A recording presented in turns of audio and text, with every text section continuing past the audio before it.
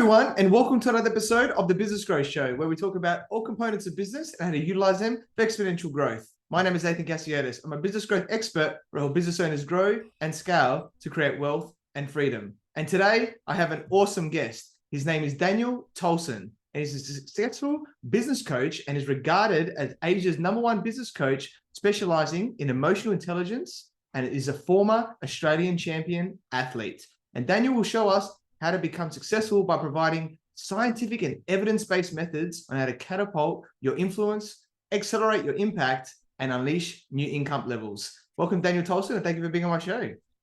My friend, thank you so much for the lovely introduction. Greatly appreciated. You're welcome, mate. I'm sure it's going to be a great show for everyone watching and listening today. So you're a very successful entrepreneur. So for those people who don't know who you are, please introduce yourself by telling us about you and your journey. Well, whilst all the kids were going to school and playing, I was going to therapy. And that was my early years at school. When I was at school, I was diagnosed with a learning disability called linear sequential learning disability. And so they thought by putting me in therapy, they'd be able to get that out of the mind. So they sent me to a special class called the Space Lab. And I thought the Space Lab was for the kids who were going to be astronauts, but it was just for all the kids who were off the planet. And so that's how I started my early days at school, and it didn't go well after that. I dropped out of school at age 17 simply because I just couldn't keep up with others. And it wasn't that I wasn't intelligent, it was that the way that I made decisions and the way that I learned was very different to others. So where most people are very lineal in thinking, I was naturally gifted in lateral thinking, but nobody really knew how to develop it at that stage. So with that special skill of not going to school, I started to see the world different, and I got into real estate. And I found that in real estate, I could use all of my relating skills. I could communicate to people older than me. I could sell properties. I could list properties. And in my first 6 months of real estate, I found myself in the top 10 sales creators in the country. And that set me up for success because by the age of 19 and a half, I'd already purchased my first real estate investment property. And I realized that you didn't need a formal education to succeed. You needed different skills, you needed to work hard, but if you knew how to use your skills in the right domain, you could start to make money and get results. So by 22, I'd bought my second property, and by 22, I quit my job and went and traveled the world. And that was the best education that I had. And then after that, I started to have a lot of business success in family business, launching my own businesses, and then ending up co-leading a team of 17,500 cabin crew at Emirates Airline as a senior flight steward. And then from there, launched into my own businesses and lived outside of the country for around about 20 years. So it's been good. Although I look Aussie and I sound Aussie, I'm not. Love it, mate. Great story there. Love it. I can definitely, compare stories where I dropped out in my final year, 17 as well, of high school. So it's interesting where people that don't fit into the standard boxes, they don't know, back then especially, didn't know as much about how to deal with you, but we found our own way, right? There and it makes us, I guess, unique in the way that we think differently there and be able to solve problems and everything there. So love that story and then, yeah, how it all unfolded there to get you to where you are. So thanks for sharing, mate.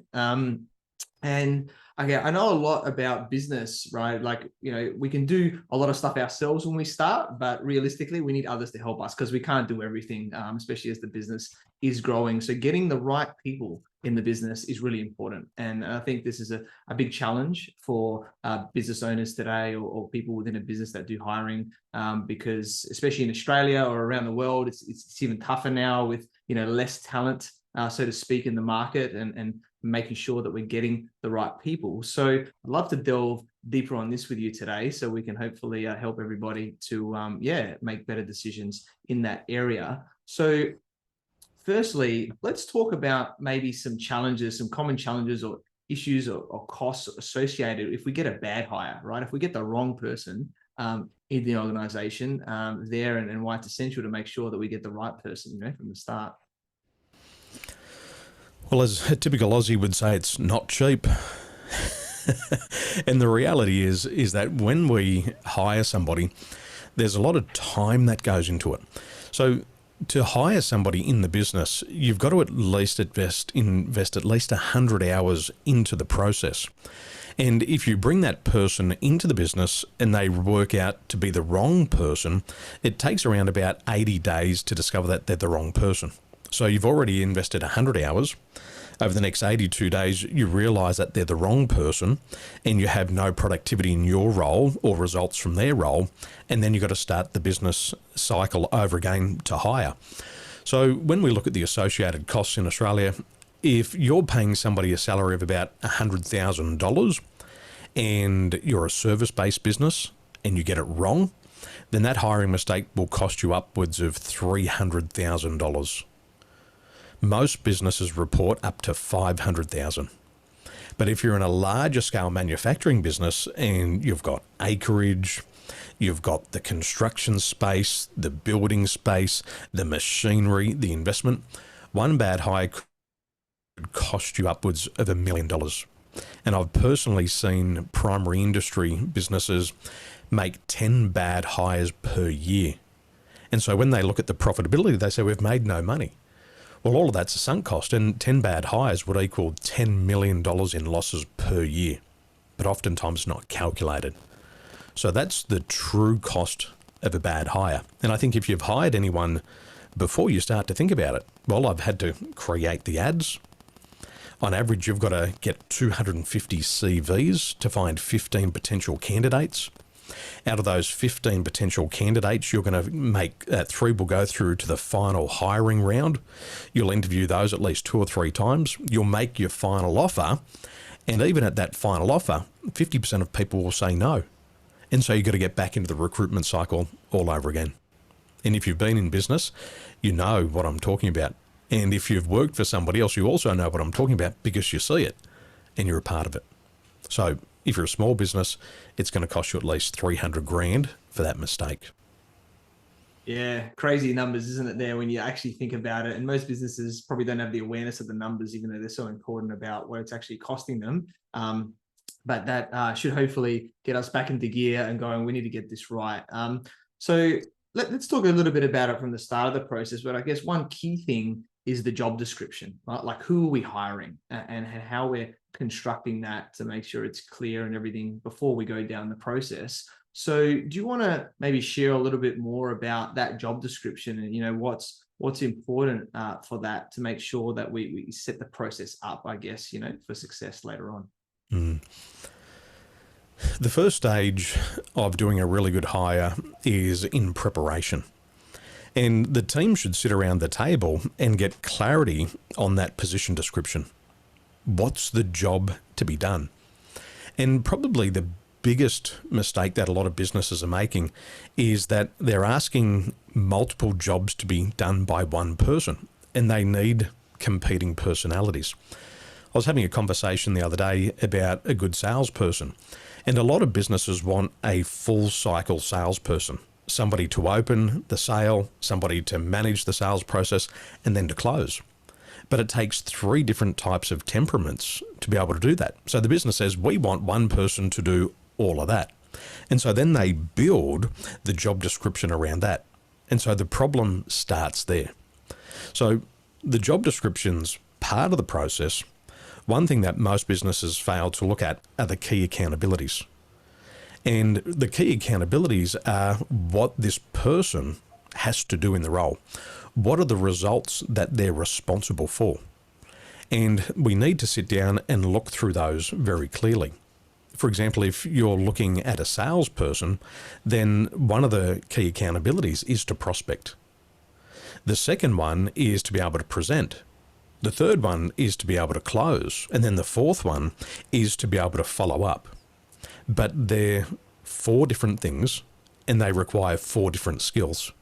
So as we look at that job description, we're going to identify the key accountabilities. But the fascinating thing is that most people waste 50% of their time at work.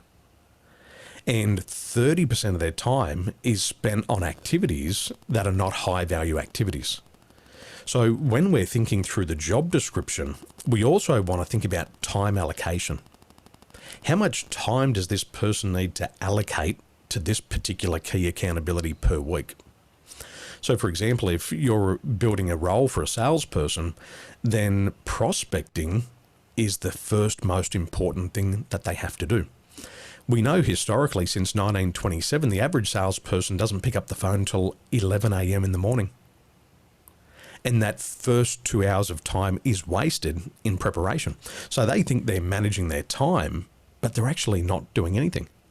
The true cost of that, if you waste 3 hours per day in your role, the true cost to the economy is upwards of $700 billion per year.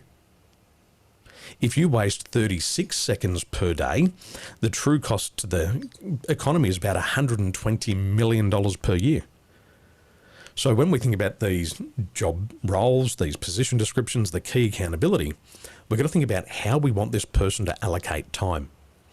Because if you can say to your future salesperson, from the hours of 9 till 12, you're going to do prospecting, they don't have to think about how they manage their time. They just allocate it. Okay, 9 till 12, Monday to Thursday, I do prospecting. And I get 15 appointments a day, Monday to Thursday. And that leads into the next key accountability, which is to present.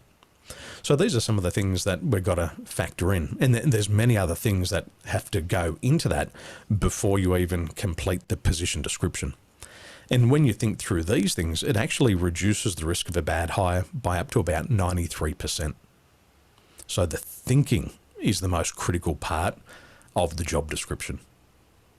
Yeah, love that, mate. That's so amazing there. And the bit that I loved, which I know recently coined as well, is like time boxing, right? Like, allocating times at, morning and afternoons or whatever that is for specific things. So you're not going back and forth, because for a lot of people, you can lose a lot of time, number one, but it also is tough on the brain to keep switching, right, with what you do. So I love that.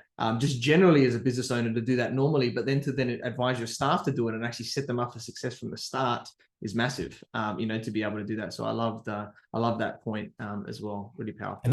And as we switch, the problem is I used to teach time management, and I love time management, but the level beyond that is time allocation. See, when you pick up a task, for example, prospecting, you start prospecting, but a lead comes in and you now get into the sales process. By the time you put one task down and pick up the next task, it takes 500% more time to complete that accountability. So something that should have taken an hour now blows out and takes 5 hours because of the amount of time it takes to get back into your rhythm once again. And so there's huge costs, and that's the downside of time management. I'm trying to balance all this stuff, allocate it, and then what you do is you start at 9 and you finish at 12. And whilst you're doing that, you've got to realize that the majority of the world's sales population are not going to pick up the telephone till 11 a.m. You've got a 2-hour head start every day. Do that 5 days a week. That's a 10-hour jump start on your competitor. Whilst you're doing 5 days of work, you're getting 6 days of productivity just by starting on time. And that's the payoff. And when we find people who can fit those roles and you find a superior performer who can follow your system, the return on investment is higher. If you get an average person to a job, you'll get a 1.4 times return on your investment. If you spend $100,000 on them, you'll get $140,000 back. An average performer will return a 2.4 times return on your investment. You get $240K back.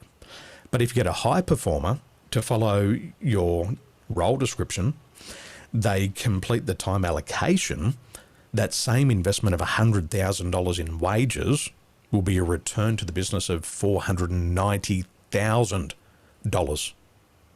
Same job, same fee, 4.9 times the ROI.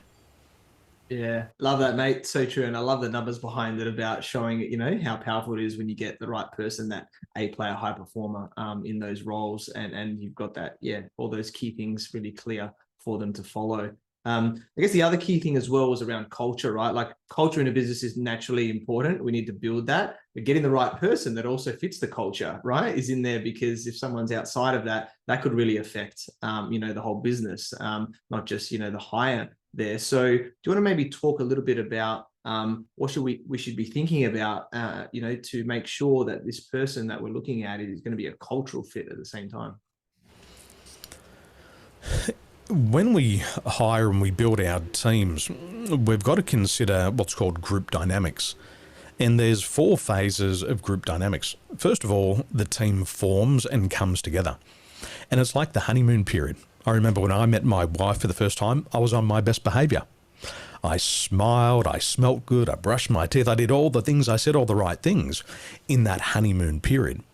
And it's the same when a new person comes to the business. Everybody's on their best behaviour and you tolerate any behaviour. And that's the first stage. The second stage of group dynamics is what's called the storming phase. And this is where we start to have friction with others. We say the shit hits the fan, and I'm not going to tolerate that person's bad breath anymore. I'm not going to tolerate that person smoking ciggies at the back door. I'm not going to tolerate this person's language pattern. And we start to clash. And once we start to clash, that's when we start to have cultural issues. And a lot of businesses never get out of the storming phase. They bring a new person in, they go straight to the storming phase. They get somebody out, the culture disappears, they remain in that storming phase. When they eventually get out of that, they get to what's called normalizing. And in that normalization period, everybody's just getting average results. You pick up the phone, you make a call, you close 1 in 10 deals. That's nothing special. You can't scale or grow a business at that level. What the business has to get to is the 4th stage, which is called the performing stage. But 80% of businesses never get there. And it's because of that culture. And one of the biggest things that prevents them from getting there is their outlook on conflict. There's 2 approaches to conflict. There's a harmony approach to conflict, which says, let's just bury everything under the rug.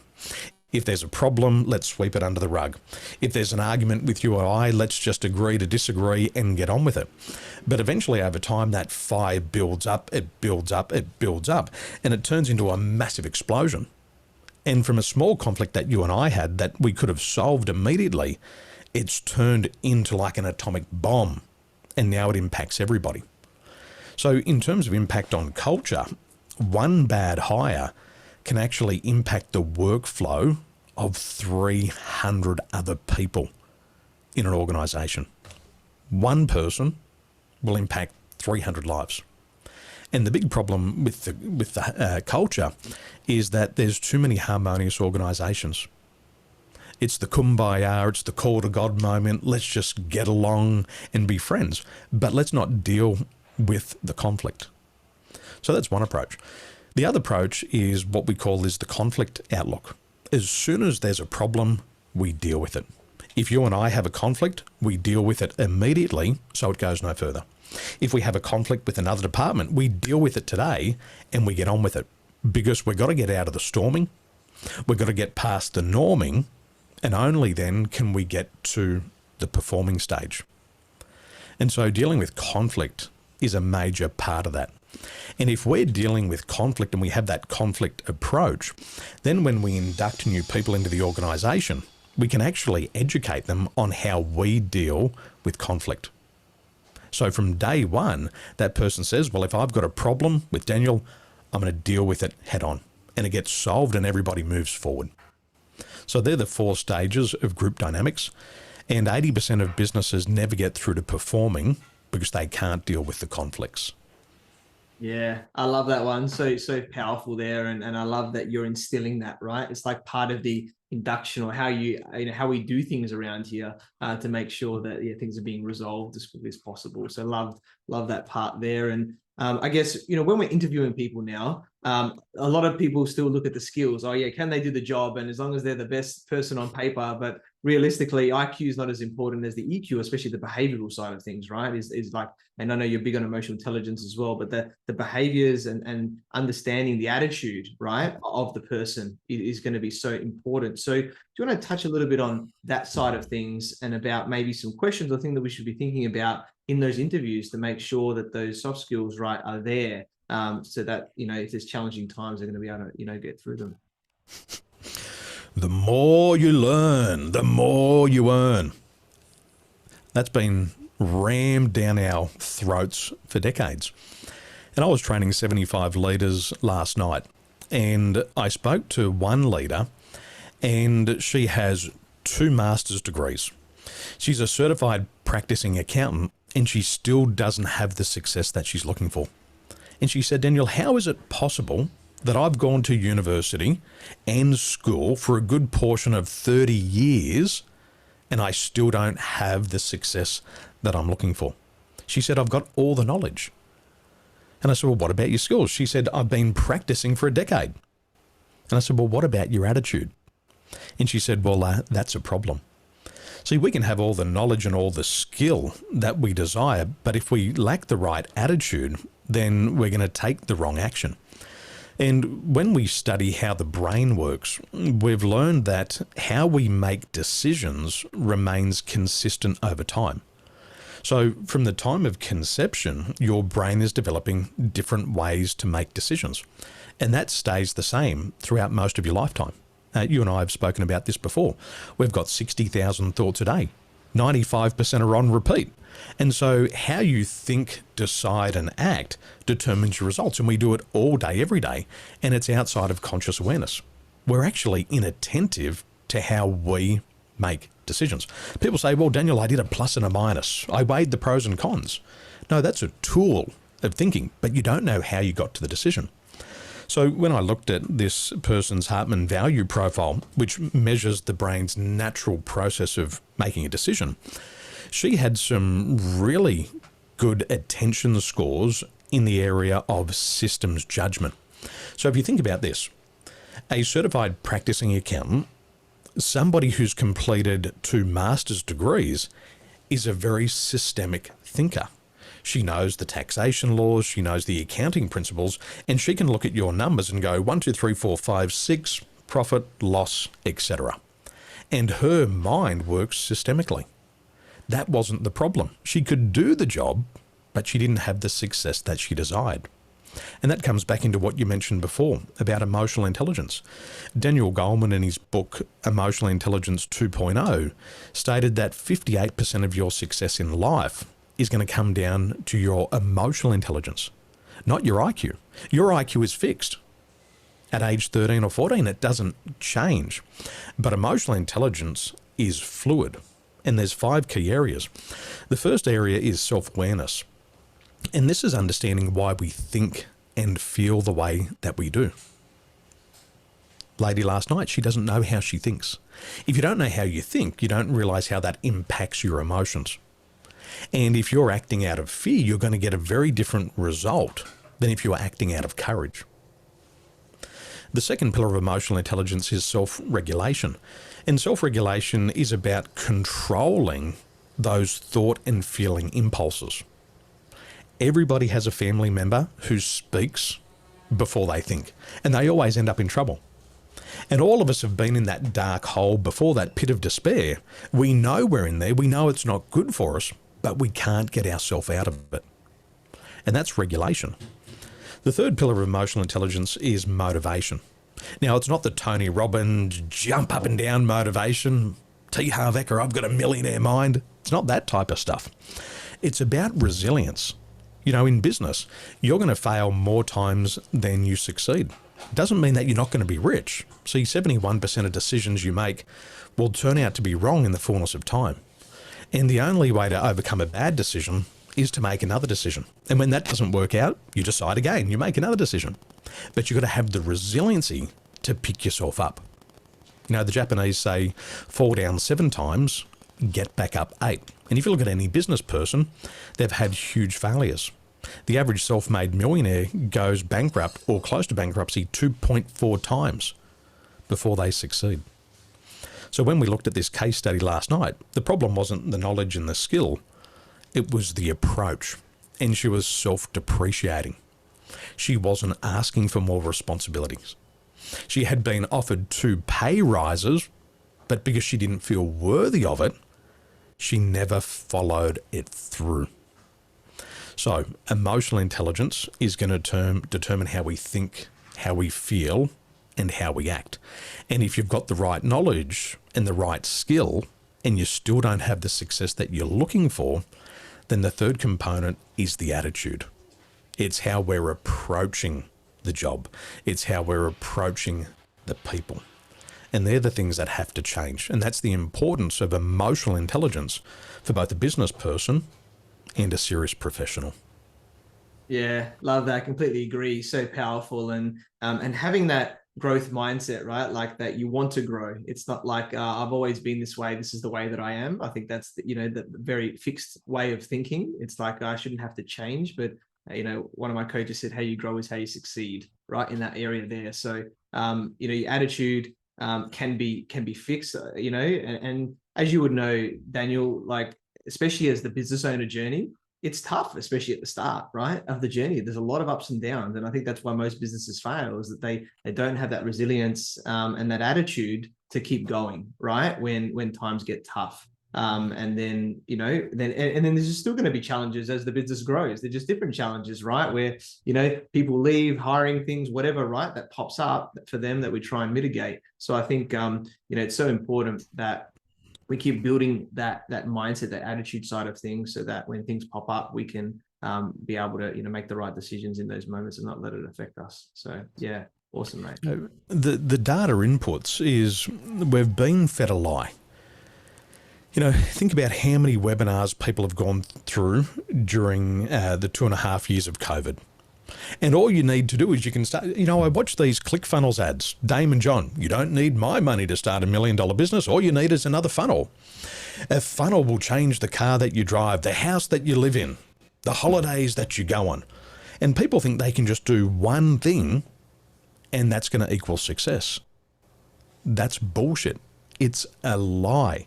There's multiple variations that you have to make every single year in your business to make it successful. And if you just look at the numbers, in the first 2 years of your business, you're going to beg, borrow, and steal just to keep afloat. And that's no different from you. The gods haven't come down from the mountain of Olympus and said, Athin, we're going to screw with you. No, it's just a reality of business. In the first 3 to 4 years of business, you start to recoup those costs, but you're probably struggling to pay your way. You're probably still paying back mum and dad, uncle and auntie, brother, sister, going back to the pawnbrokers like we used to own. And that's normal in the first 3 to 4 years of business. The average business does not turn a profit until the 7th year. And that's historic. And it's no different for you. It's no different for me. The gods aren't screwing with Daniel because I was born under the sign of Cancer, the house of Capricorn. None of that has anything to do with it. It's just the learning curve that we're going to go through. The first thing that you're going to do in business is you're going to go through the learning curve. And you've got to acquire new knowledge. You've got to acquire new skills. You've got to change your mindset, the way that you approach your customers, your team members. After that, you can go into the growth curve. But as soon as we go into that growth curve, our old bad habits come back up and we get stuck at what's called the founder's trap. And the business can't grow past the founder. But most people have an ego and they say, well, I should be able to do it all myself. Asking for help is a weakness. And what happens? Business declines. But the smart people, they ask for help and the business grows, grows and grows. And there'll be a stage where the business stops growing and it'll plateau and it will go into a decline. It happened to Polaroid. It happened to Kodak. It happened to Blockbuster. It happens to McDonald's every year, every season. Certain foods go out of fashion. And what they do is they don't give up and they don't quit. They say, oh my gosh, the gods are screwing with me.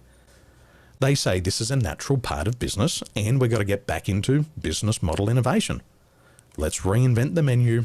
Let's reinvent the offer. And they go again. And that's where the resiliency comes in. And if you can accept that as part of the journey, like think about Jesus in the Bible and his 3 stages to the cross. He had a massive cross to bear and he fell down multiple ways before he was crucified. And after he was crucified and lost everything, he came back to life. It's like business. You're going to try many things. It's not going to work. And eventually, after you've tried hundreds of things, you'll find the thing that works for you and you'll recoup all of those costs in a short period of time. But most people give up, and we call that 3 feet from gold. They're digging, they're digging, they're digging, they're digging. They're just about to strike gold, and they say, screw it. Somebody comes along and goes, oh, somebody's dug a hole here, 3 feet from gold. The next person becomes a millionaire. And you know what they say? I knew that was going to happen. And so you just got to stick it out. In business, There's no magic pill. There's no magic formula. We have to be able to stand up on our 2 feet. And I heard it from a good friend of mine, Brian Tracy. He said, Daniel, the way that most businesses succeed is by the principle of the last man standing. It's the person who can just leave their front door open 1 minute longer than everybody else. And if you think about it, you might be selling toothbrushes, and you might be struggling to sell toothbrushes, but if all the other manufacturers go out of business and you remain open, people still have to brush their teeth. People still have to buy toothbrushes. They're going to come to you. But most people quit too soon. And that's the story of the human race. They quit too soon. Yeah, I love that. So true. And I love the mindset talk. I know we're both, big on NLP and understanding a lot of these things on much depth, which we could do multiple episodes on that side of things. But I think it really harnessed that connection, right, with the attitude and the way we need to be thinking about it. So I love that. And I guess one other thing that's really important, I think, and I'd like to hear your views, is about like these, when we're hiring people, we're getting close to that stage, thinking about like assessments or personality profiling, things like that. And obviously it could depend on the role about what you do as well. Your side about just making sure that this person is the right fit, right? From there, not just of them showing their best foot forward in the interview, but actually putting them through something as well. So what are your thoughts around that and what we could be using to just, solidify that we're making the right decision? The reality is when it comes to hiring, it's high risk. And it's high risk because business people have what's called an affinity bias. I was born in the western suburbs. I love the Penrith Panthers. And if I meet somebody else who's wearing a Panthers journey, automatically we're on the same team. I like this person. And 85% of businesses make your hiring decision in the first 15 minutes. And it's because of this affinity bias. We're born in the same town, we went to the same school, we follow the same football club. And within 15 minutes, they'll make a hiring decision. But think about this. Let's say somebody's going to be in your business for 10 years and you're going to pay them $100,000 a year. That's $1 million decision. And you make that decision in 15 minutes? It's crazy. The reality is that there was statistics done about when people buy a car. People buy a car, maybe $50,000, $60,000, but the decision-making process takes up to 6 months to buy a $50,000 or $60,000 car. Yet because of an affinity bias, a business takes all of their life's work and then makes the decision in 15 minutes to have a person on the team. It's outrageous. And when you think about it, it's nuts. What's even worse is that 5% of businesses make the hiring decision in the first 60 seconds. And they do it on things like intuition, bias, and preference. And that's where the big mistakes take place. So what the smart companies are doing is they're thinking through the process. And they think through, what are the behaviours that we need from this individual? Do we need somebody who's very results focused? Or do we need somebody who's relationship focused? But the problem is if you ask the candidate, are you results focused? They say, hey, yeah, I'm results focused. Because what they want is they want a job. They're not thinking about the science of job fit. So as we consider the science of job fit, we want to use statistically validated tools that have no bias. So we can measure people's behaviours. We can measure people's drivers. See, a lot of people think they're going to make money in sales, but they're not wired in their heart for money. See, one of the things that you want in a salesperson is you want somebody who's greedy. Now, people hear the word greed and go, Daniel, how dare you say greedy? Greedy is not a bad thing. Greed is good. See, we say you don't want to hire the needy, you want to hire the greedy. Think about a salesperson who has a long list of wants and needs. I want to live on the North Shore. I want to have a $3 million apartment. I want to drive a Bugatti. I want to travel first class. I want to have a Rolex. I want to wear Gucci shoes. I want to have a diamond ring, a Louis Vuitton handbag. They've got all these long wants and needs. And what happens is they're motivated. I want it, I want it, I want it, and I'm going to do the work. Where a needy person says, Athin, I need a job. My rent's due. I've got to send my kids to school. Now, yes, they do need a job, they do need money, but what's going to happen as soon as they get the money to pay the rent, to pay the kids and put them in school, the motivation disappears. There's nothing that they want beyond that. And so as the business owner, you try to rev them up, you try to get them motivated. They're motivated for the minimum. You want somebody who's motivated for the maximum. And if you ask somebody, are you motivated? Everybody will answer, yes. Nobody's going to tell you they're lazy. They're going to tell you they're exceptional and they make sales. But we can actually measure it. And there's a very important motivator that determines sales success, and it's called an economic driver. And we did studies on hundreds of thousands of salespeople around the world, and 71% of the world's most successful salespeople have the exact same motivational force, which is an economic driver. They're all greedy, they're all selfish, and they all want more. And what happens is they work hard and they're disciplined to hit their targets. So we can measure that.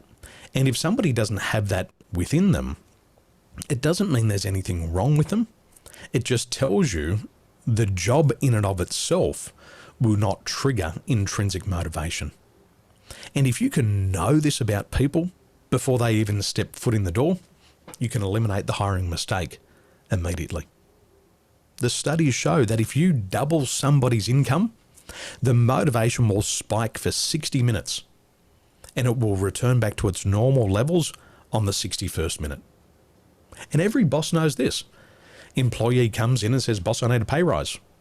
Boss says, well, what are you going to do for me? I'm not going to do anything extra. I just want more money. And the boss knows that money isn't the best motivator. Other people are motivated by learning.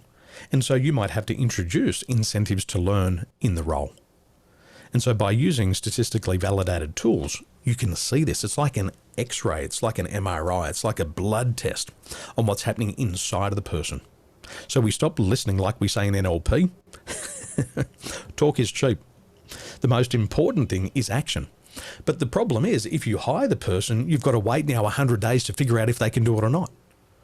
Why not spend 10 to 15 minutes to measure it before they even walk in and save yourself the time, energy, and effort?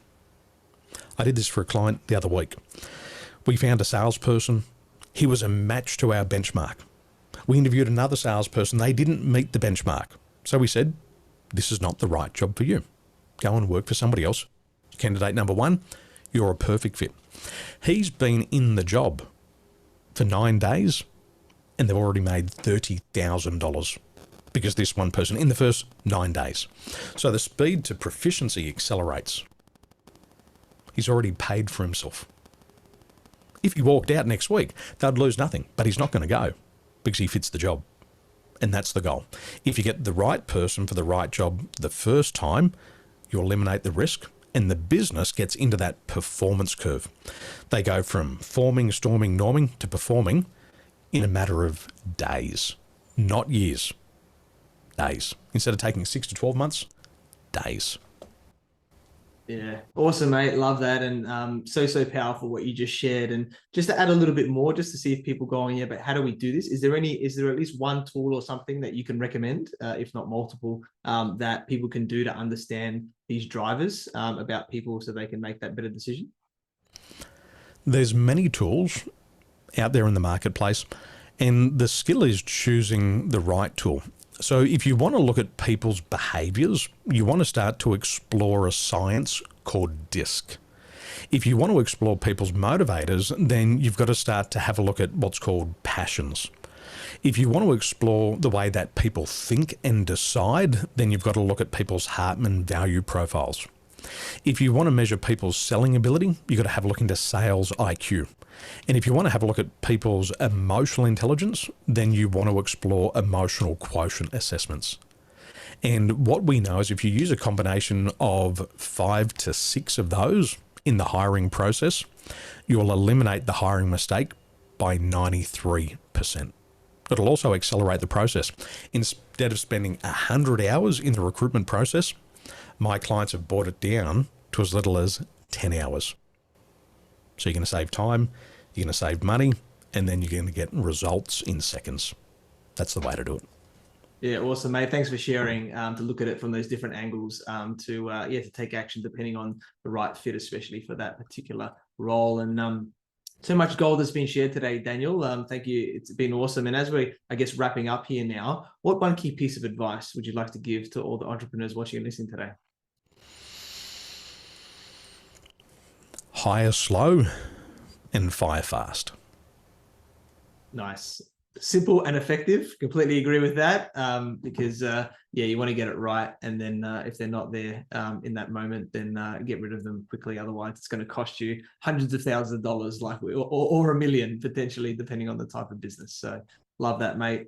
So true. And yeah, we connected through our networks where I learned about your awesome journey from, doing a variety of roles to now being, business coach at the Tolson Institute. And awesome guy, very knowledgeable, and quite a lot of value today. And I'm sure you continue to help people become successful.